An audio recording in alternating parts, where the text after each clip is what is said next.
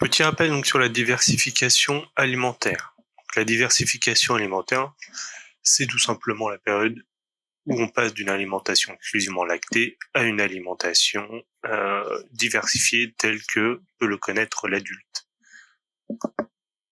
Cette diversification alimentaire connaît deux phases. La première, qui est le début de la diversification alimentaire, débute vers 4 à 6 mois et se termine vers 1 an. C'est tout simplement l'introduction de l'alimentation solide. La deuxième phase, qui est la phase d'apprentissage, elle débute vers 1 an et se poursuit tout au long de l'enfance, jusque vers 12 ans, où là c'est l'apprentissage, bien sûr, des nouveaux goûts, des nouvelles formes, mais surtout l'apprentissage des habitudes alimentaires. Une bonne diversification alimentaire, ça passe par le fait d'introduire qu'un seul nouveau changement à la fois, c'est-à-dire soit un nouveau goût, soit une nouvelle forme. Et le deuxième grand principe, c'est que la diversification alimentaire doit se faire progressivement. On va commencer par donner quelques cuillères de compote ou de purée avec un repas lacté. Puis au fur et à mesure, on va remplacer complètement ce repas lacté par une purée ou une compote, et progressivement arriver jusqu'à 4 à 5 prises de repas quotidiennes exclusivement solides. Pourquoi cette diversification alimentaire commence autour de 6 mois? Tout simplement parce que les besoins en calcium qui sont apportés par le lait cessent d'augmenter. Ils restent stables autour de 500 mg par jour au-delà de 6 mois. Mais en revanche, les besoins énergétiques, eux, continuent d'augmenter. Donc ces besoins énergétiques ne peuvent plus être couverts par l'apport lacté.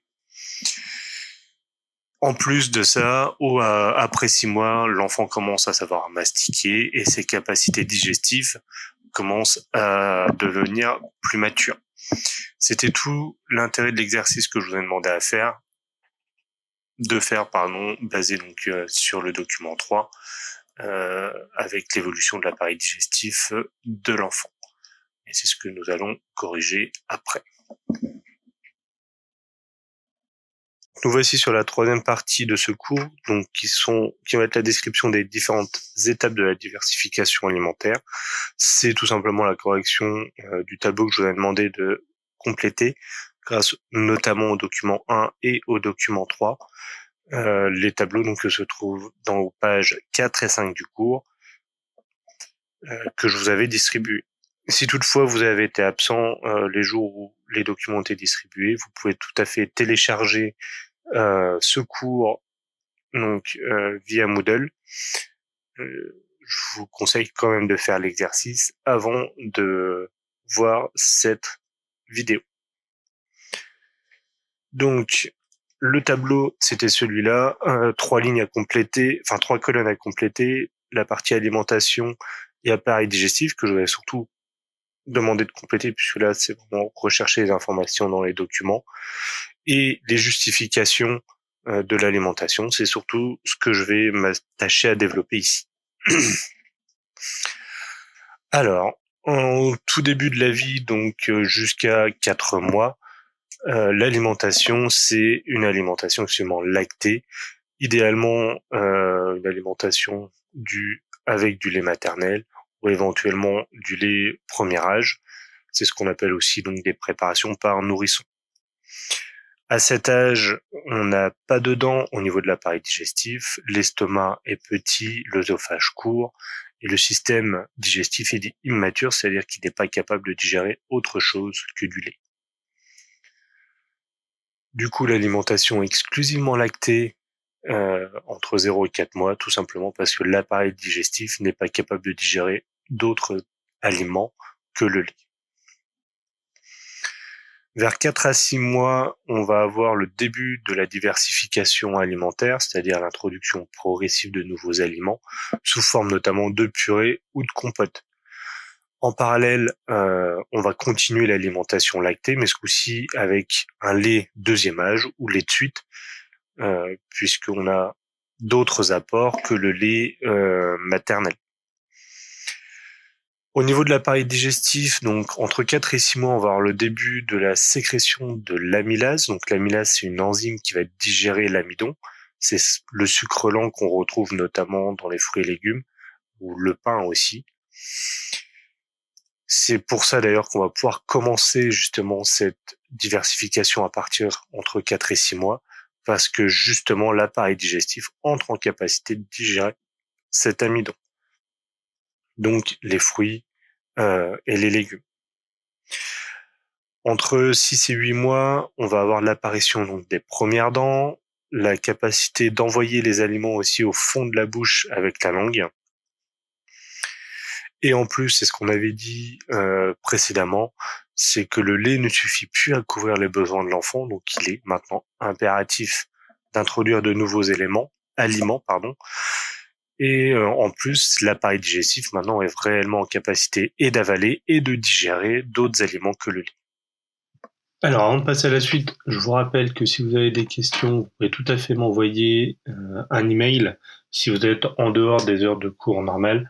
Et si vous êtes pendant les heures de cours de l'emploi du temps, moi je tâcherai d'être connecté. Je vous ai mis un chat sur le cours Moodle, ce qui va permettre de répondre à vos questions plus vite et en direct.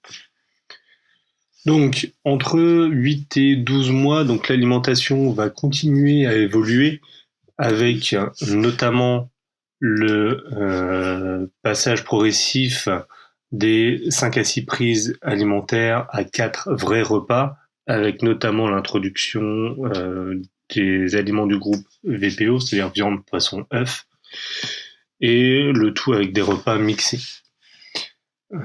Entre 8 et 10 mois, au niveau de l'appareil digestif, on a l'apparition des incisives latérales et l'apparition d'une vraie capacité masticatoire, c'est-à-dire donc la capacité de mâcher. Et on a aussi la sécrétion des protéases. Donc les protéases, en fait, ce sont les enzymes qui vont digérer les protéines. Donc les protéines, c'est ce qu'on retrouve principalement dans les groupes VPO. Donc pourquoi cette alimentation à 8-10 mois? Tout simplement parce que le système digestif est maintenant enfin prêt à digérer les protéines et donc les aliments du groupe viande, poisson, œufs. Au-delà de 1 an et jusque 3 ans, on va avoir donc l'alimentation qui va continuer à évoluer et on va rentrer vraiment dans la phase d'apprentissage, c'est-à-dire que on va vraiment apprendre les nouveaux goûts maintenant et acquérir les habitudes alimentaires. Les aliments vont progressivement passer sous la forme de petits morceaux dont la taille va augmenter en fonction des capacités de mastication de l'enfant. Et le lait consommé sera ce coup-ci ce qu'on appelle un lait de croissance ou donc un aliment lacté destiné aux enfants en bas âge, souvent un lait qui est enrichi en fer pour une bonne croissance. Au niveau de l'appareil digestif, donc là, si vous voyez, on a un petit croisement entre les phases d'apprentissage et la phase de début de diversification alimentaire, puisque l'appareil digestif entre 10 et 18 mois, ça va dépendre là des enfants, on va avoir l'apparition des premières molaires et donc l'apparition des vraies capacités masticatoires. C'est ce qui va justifier l'apparition des morceaux dans les repas de l'enfant. Du coup, on va pouvoir avoir des repas qui vont se rapprocher de plus en plus de celui de l'adulte. Vers 18 à 24 mois, donc 1 an et demi, 2 ans, là l'enfant il a environ une vingtaine de dents et sa flore intestinale, c'est-à-dire les micro-organismes qui composent, qui sont présents dans son intestin, sont proches d'une flore intestinale, de la flore intestinale de l'adulte. Alors flore intestinale, j'aurais dû mettre d'ailleurs microbiote puisque c'est le terme utilisé maintenant. Du coup, les capacités digestives de l'enfant sont maintenant pleinement fonctionnelles et comparables à celles de l'adulte.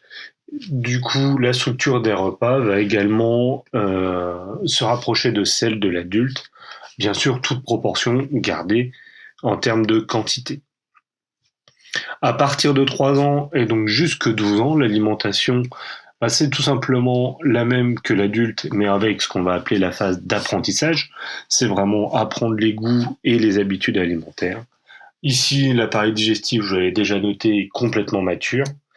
Et c'est la découverte, en fait, progressive des goûts, des textures des aliments, sans brusquer l'enfant, mais surtout en retestant les aliments qu'il n'aurait pas aimés. Donc le cours sur la diversification est terminé. Je voulais juste finir sur ce tableau que vous trouvez donc dans le guide La santé vient en mangeant. On retrouve aussi ce tableau dans le carnet de santé de l'enfant, ce qui permet donc aux parents de voir les différentes étapes de cette diversification alimentaire. Et maintenant, le travail qui vous reste à faire, ce sera donc de me rédiger une synthèse sur ce cours. J'aimerais récupérer ces synthèses d'ici la fin de la semaine pour pouvoir vous les corriger, vous les renvoyer au plus vite.